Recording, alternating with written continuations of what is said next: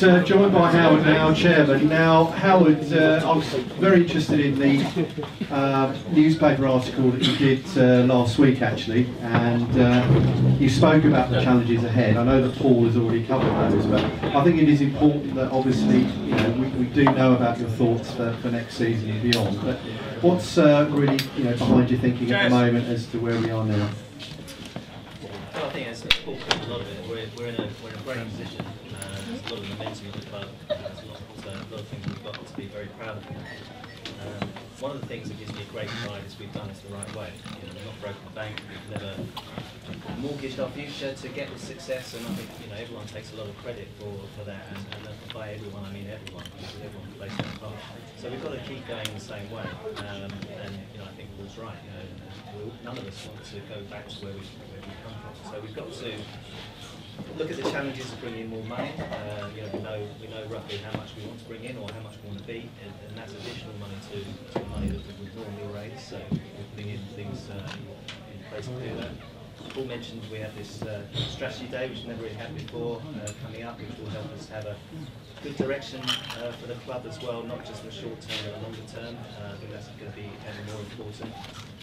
Obviously, the lease is a big challenge, as we all know, and you know, I'm so thrilled that both Alan and Susan here tonight, because it shows the support that we have from the councils and the relationships that we've worked really hard on and will continue to do, because you know, this club has to have a long-term future. We want it to be here if that's at all possible. We're still optimistic that that will be the case. We'll be doing plenty of work on that.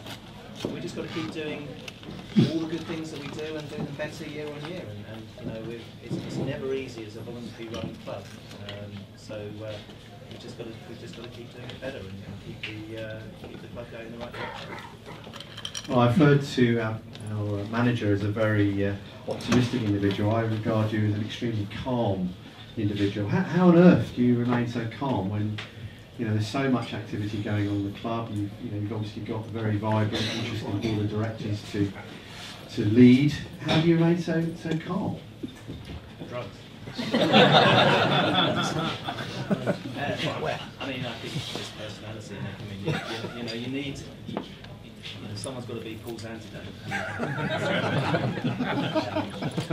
Look, it's very important, I think, generally to, you know, look at what we can achieve with the resources that we have, and you know, I think if we try and do things that we're just not going to be able to do till to win deals, we won't get there. And so, you know, this club, I think, has progressed because we bite off what we can chew and what we can achieve, and we've always been able to do that. And you know, I think Gordon and I have a very similar philosophy on a lot of things, particularly I think in terms of how we treat people. And you know, I think we talk about being a welcoming club, and we very much want to be that because it's really important. And I think through the good relationships you have with people as a voluntary club, you know, getting people that extra little bit of effort you can get out of people, things will go well. And you know, I think, you know, it's not just we've had this success, we deserve it.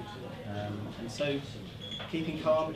I think you just have to pop it up inside you, don't you, sometimes? And I can tell you when I was listening to your commentary when I was in India and the Dulwich game, I wasn't very calm. But no, is that bad?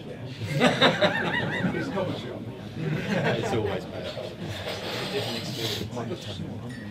Okay, I mean, just now in terms of the practical considerations for next season, we are in a higher league. I know that Mickey Kane's already hard at work with his band of volunteers, but what are the immediate sort of requirements for ground grading, etc. here at the Vale?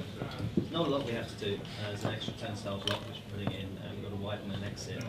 There's a few other bits and pieces that we need to do to get the capacity officially up to past 3,000, so it's emergency lighting, for example. So we know all the things we have to do, and the money's in place to do that, and that's all we've done over the summer.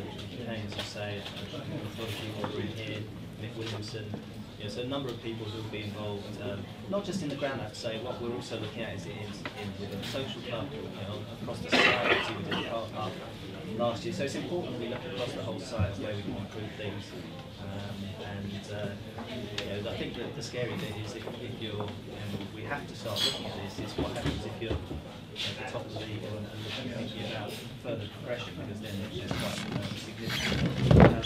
So getting the stuff done for next season, I'm not worried about that, but you've got to have half an eye on what you need to do. Okay, thanks very much, Howard.